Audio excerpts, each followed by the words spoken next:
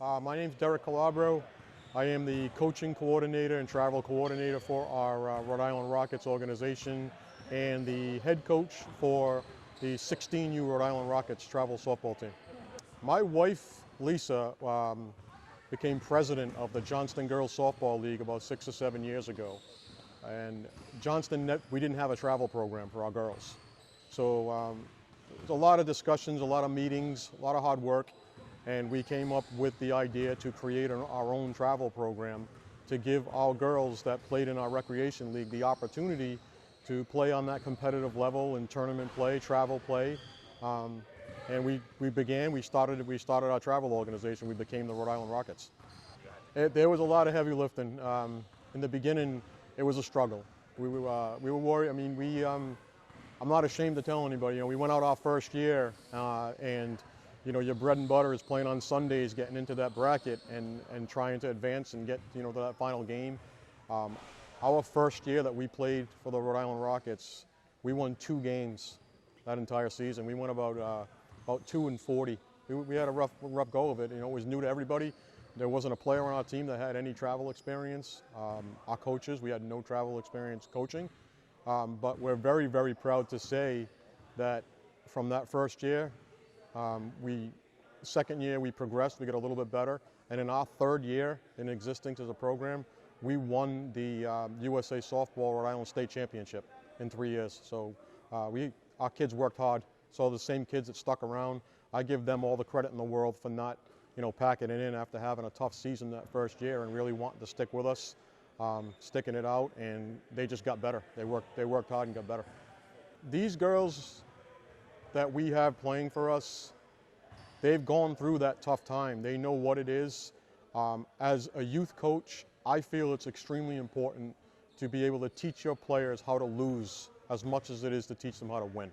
Losing, it's a good life lesson for the kids to be able to know, hey, do you want to continue to do this? Then you have to work hard to get better. And me as a coach, do I want to continue to do this? I have to work hard to get better. I have a lot of mentors that I met over the years doing this that I value their input, their opinions on stuff, applied that to my team, and we gave these girls every opportunity that every other organization have, and I'm happy to say, and I'm proud to say, that they took full advantage of it. Our program, my daughter actually has her sweatshirt on that you see. On the back of some of our apparel that we have the word discipline on the back of that. And that's something that we preach to our players.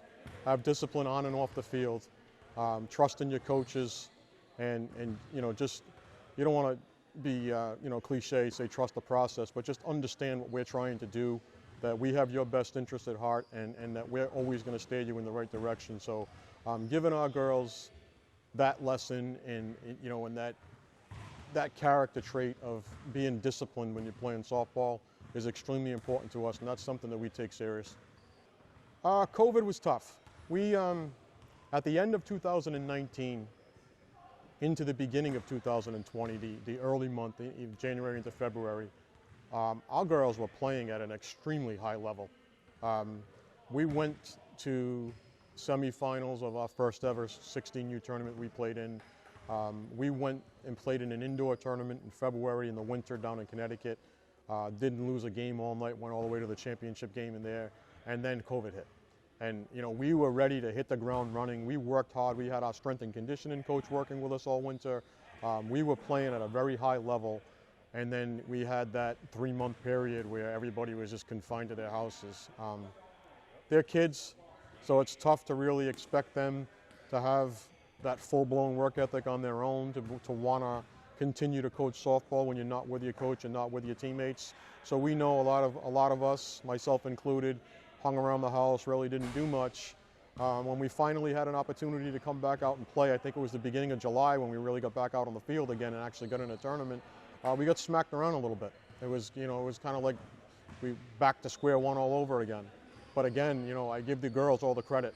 They work hard, they don't quit, and by the end of 2020, when we fortunately were able to play a full tournament schedule, and by the end of 2020, we're playing in championship games again. So they got back to where they needed to be, and this is their year now where They want to start getting some exposure to showcase tournaments, college coaches.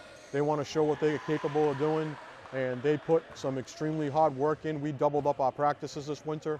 We usually only did 1 day a week. We did 2 days a week, plus some private lessons during the week. Had the strength and conditioning coach come every week instead of every other week. So we doubled down a lot, and they're ready to go.